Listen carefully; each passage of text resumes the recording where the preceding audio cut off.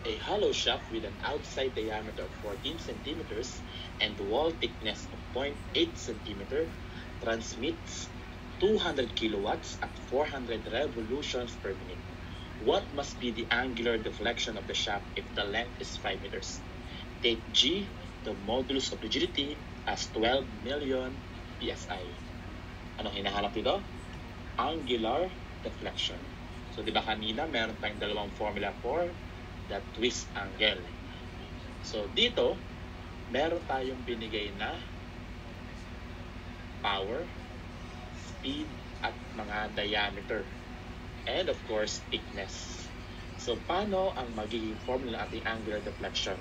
So, meron tayong dalawang option. So, pag may binigay na shear stress, so gagamitin nyo, ginagamit natin from the previous problem na 2 times shear stress times length over G times diameter.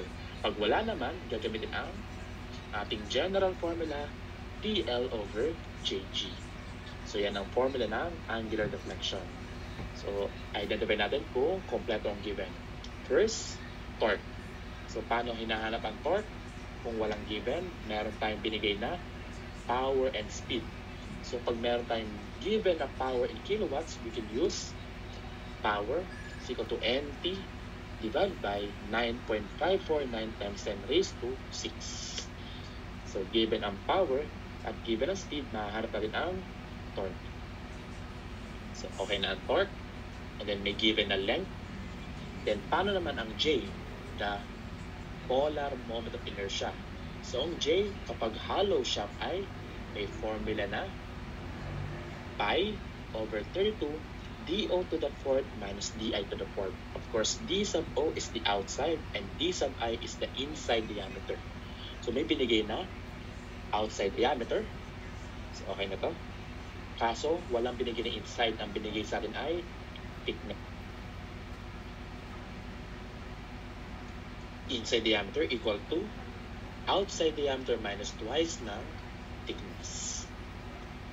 So, given ang outside diameter at yung ating thickness. So, masasolve natin ang inside diameter na pwede ko ilagay sa polar mode of inertia at magkakaroon tayo ng J. At ang G, constant, at ang L, given. So, start muna tayo sa torque. So, meron tayong power na 200 kilowatts. So, equivalent to N na 400 RPM times the torque divided by 9.549 times 10 raised to 6.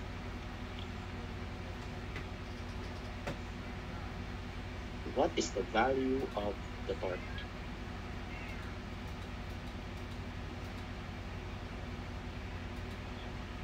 This is equivalent to 4,774,500 Newton millimeter. So, meron tayong torque. So, ngayon naman, meron ng length, meron ng G. Hanapin natin ang inside diameter since kailangan yun para sa calculation ng polar moment of inertia. So, this is equivalent to TI equals outside diameter na 14 centimeters.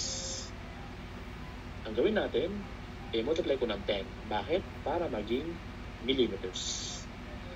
Minus twice ng thickness na 0.8 centimeter times 10, yan ay 8 millimeters. So, ano ang ating inside diameter in millimeters? So, this is 124 millimeters. So, meron tayong inside diameter. Okay, so pwede natin solve ang ating angular deflection. So, our torque is 4,774,500 Newton millimeter.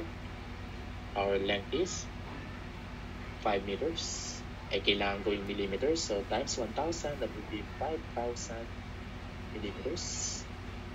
Divided by our J na 5 over 32 DO to the fourth, which is 140 to the fourth, minus DI to the fourth na 124 raised to 4. So yan ay naka-millimeters. And since naka-raised to 4, this will be millimeter to the fourth. And then our G is the constant, that's 12 million PSI. Kaso, ano dapat ang unit natin? Ito ay kailangan naka-megapascal. So, convert natin ang 14.7 PSI ay ilang kilopascal? Ito ay 101.325. Sa megapascal yun ay 0.101325. Megapascal or Newton per millimeter square. So, cancel. And then Newton, cancel. And ito naman, mm squared, cancel. So, dalawang millimeters, cancel lahat ng unit. So, our data here will be in radian. And then, kailangan i-convert into degrees. So, yung lalabas dito, i-convert natin. What is our conversion? So, sa kada pi radians, there are 180 degrees. So, what is our angular deflection in degrees?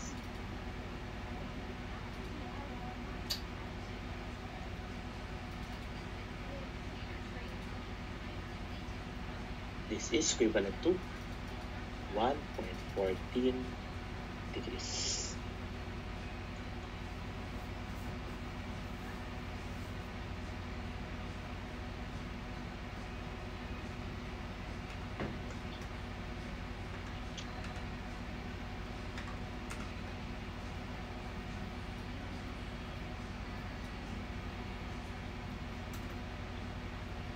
For our next problem, determine the thickness of a hollow shaft having an outside diameter of 100 millimeters if it is subjected to a maximum torque of 5,403.58 Newton meter without exceeding a shearing stress of 60 megapascal or a twist of 0.5 degree per meter.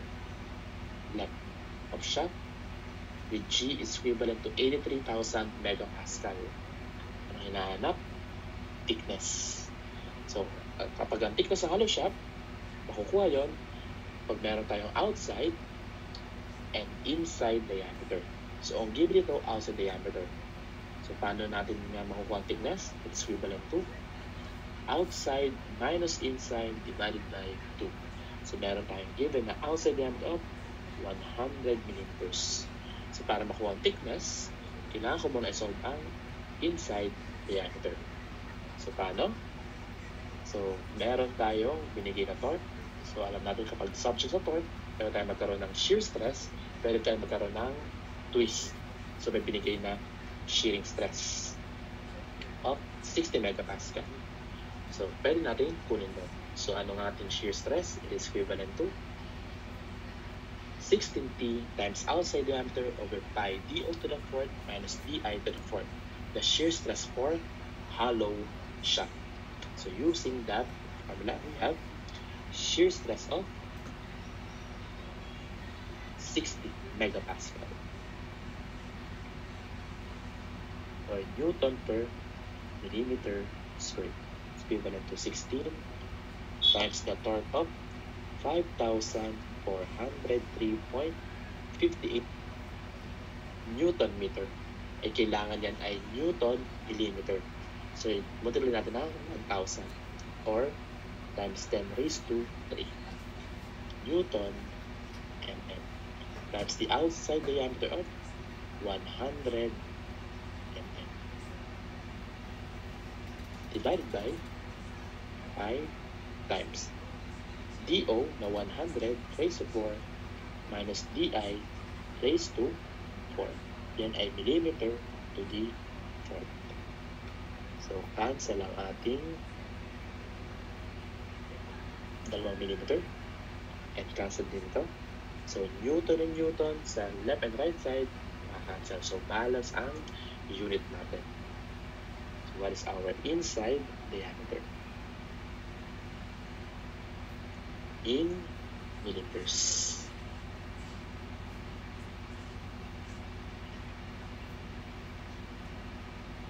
So, it's equivalent to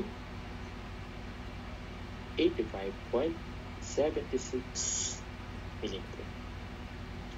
And using the formula for thickness, that will be outside minus inside over 2. Ano ang thickness natin?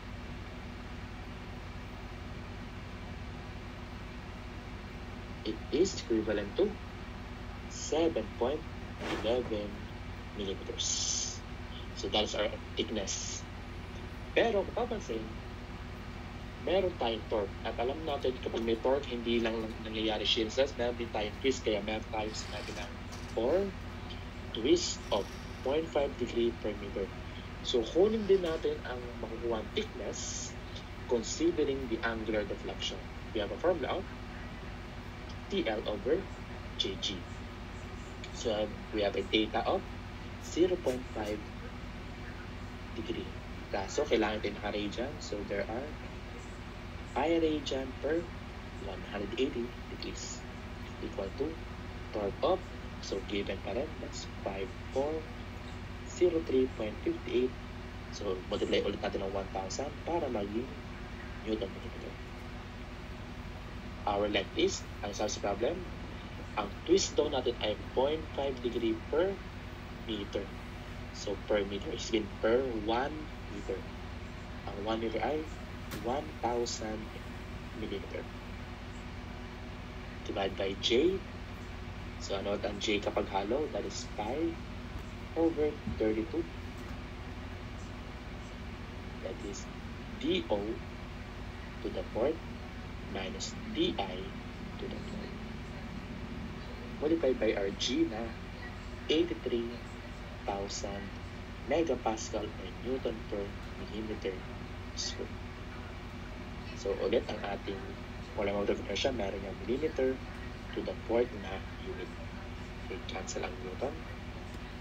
Cancel ang 2 meter. At meron tayong 2 millimeter dito. So cancel din. So what is our inside diameter?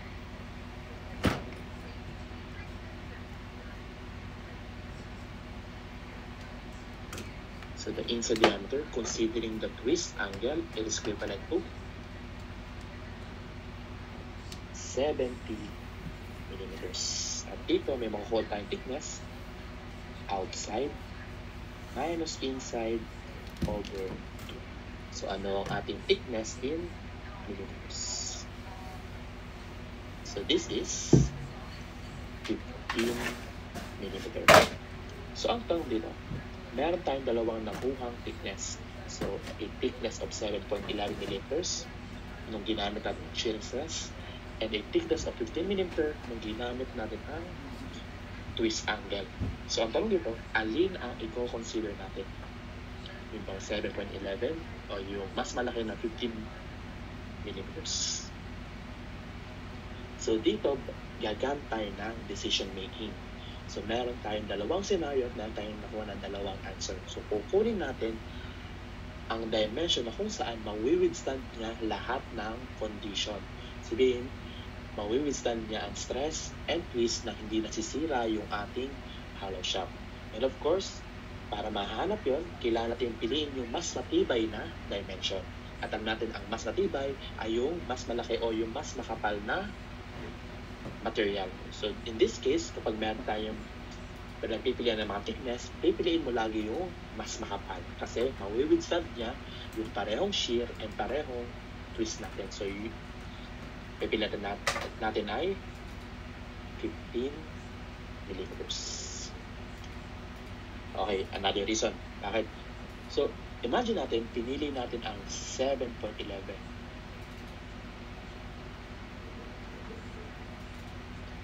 How about, ang ating shafting ay subject to both moment and torsion. So, magkakaroon tayo ng combined effect ng ating moment and torsion. So magkakaroon tayo ng maximum shear stress and maximum tensile stress. So dito, the M is denoted as the bending moment, while T is the torque. So for the maximum shear stress, that is equivalent to 16 over pi d cubed multiplied by the equivalent twisting moment, which is the square root of M squared plus T squared. So, yan ang ating maximum shear stress. At ating namang maximum tensile stress, so that is 16 over pi d cubed multiplied by the equivalent bending moment, which is equivalent to m plus square root of m squared plus d squared. So, magkakaroon tayo ng maximum shear and tensile kapag meron tayong provided na both bending moment and torsion. So, sabay na nangyayari ang bending and torque sa ating shafting.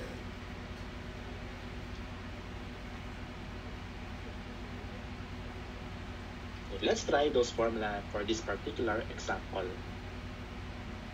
A round steel shaft to a torque 200 RPM and is subjected to a torque of 226 Newton meter. The allowable shearing stress is 41.4 megapascal. It is also subjected to a bending moment of 339 Newton meter. The allowable tensile stress is 55 megapascal. Find the diameter. So, mapapansin, meron tayong torque and bending moment. So, magkakaroon tayo ng maximum shearing stress and maximum tensile stress, which is both given. So, pwede natin gamitin yung dalawang earlier formula. The maximum shear stress and the maximum tensile stress. So, let's use those two. So, our maximum shear stress is 41.4 megapascal equal to 16 over pi d cubed multiplied by the square root of m squared. So, ano ating bending moment? That is 339 Newton meter. Pero mapapansin, ang ating stresses ay naka-megapascal. So, dapat ang ating dimension ay naka-millimeter at ang ating moment or torque naka-Newton millimeter. So, yung 339 Newton meter, multiply natin ng 1,000. So, this will be 339,000. That is Newton millimeter and then squared. Plus the torque, kailangan naka-Newton millimeter din na 226 Newton meter times 1,000, that will be 226,000 Newton millimeter.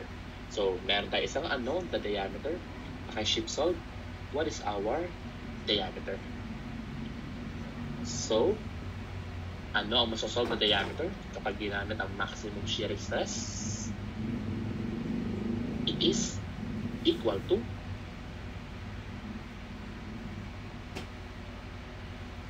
36.87 millimeter. So, yun na bang answer natin? Hindi muna. Kasi, pwede rin tayo makapag-solve ng diameter sa maximum tensile stress. So, using the another set given, the allowable tensile stress is 55 megapascal equal to 16 over pi times diameter cube multiplied by m, which is 339,000 Newton millimeter plus square root of 339,000 squared plus 226,000 squared. For ship solve, what is our diameter? Considering the maximum tensile stress.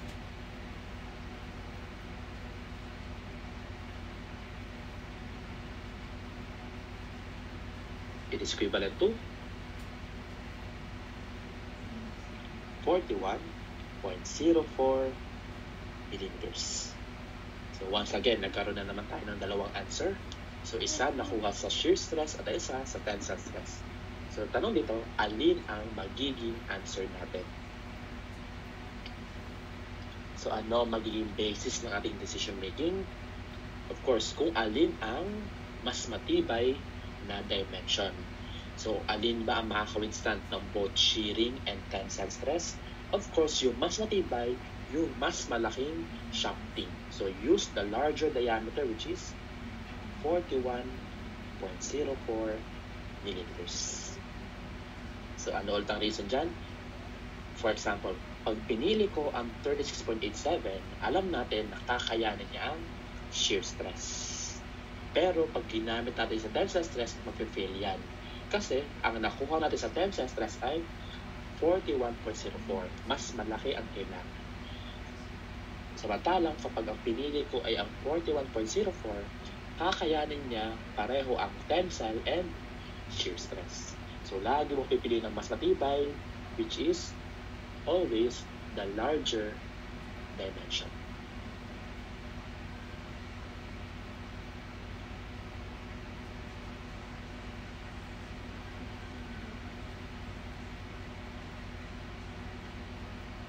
Next one, the shaft of a 50 horsepower, 850 RPM electric motor is 31 inches from center to center of bearings and 2.5 inches in diameter. If the magnetic pull on the armature is 1,500 pounds concentrated midway between the bearings, determine the maximum shear and maximum tensile stress. So meron tayong term na maximum. So hanapin daw natin yung dalawang yun, the maximum shearing and the maximum tensile stress. So we know the two formula of our maximum stresses. So ano ba mga given? So meron tayong diameter, 2.5 inches. So kulang na lang ay ang bending moment na M at ang torque na T. First, saan nakukuha ang torque? So normally, pag may torque, may power. So makukuha natin ang torque sa power formula NT over 63,025. So bakit yan ang ginamit natin? Kasi ang given ay naka-horsepower and RPM. Okay, gamitin natin yan. So, ang 50 horsepower, ating P. Ang ating N ay 850. Multiply the torque na nawawala. At yan ay naka-inch pound. Divide by 63,025. What is our torque?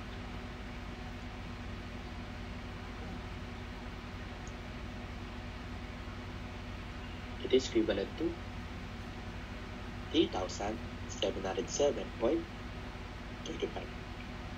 inch pound. Next one. Paano ko naman mahanap ang M, the bending moment? Ano ba bang binigay sa ating problem? So, babasahin mabuti ang problem. The shaft on the electric motor is 31 inches from center to center of the bearings. So, kunwari, drawing natin yan.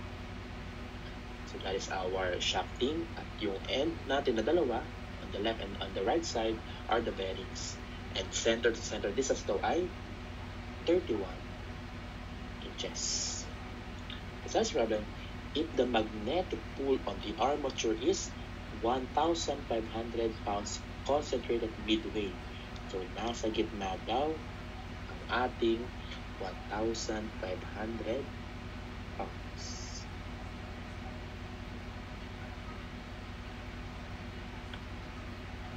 So, kunwari, meron tayong element, meron tayong force at the exact middle of our shafting. Paano kinukuha ang moment ng ating shafting na yan? Papansin natin, para lang siyang beam at meron tayong force at the midway. So, ang ating moment for shaftings with the loading at the center of our two ends, the bending moment is equivalent to FL over 4. So, yan ang formula ng bending moment kapag meron tayong beam, or in this case, our shaft, at meron tayong load sa pinaka-gitna. So, anong force natin? F. So, this is equivalent to 1,500. And our length is, that's the center to center distance, that is 31 inches divided by 4. So, our bending moment in inch pound is equivalent to 11,625 inch pound. So, kompleto na ating torque and bending moment. So, simulan natin sa shear stress. So for our shear stress, equivalent to 16 over pi times our d is 2.5 and then raised to 3 multiplied by the square root of m squared plus d squared. So since ang ating diameter naka-inches at ating torque ay torque and moment ay naka-inch pound, so ang stress ay naka-PSI. So what is our shearing stress in pounds per square inches?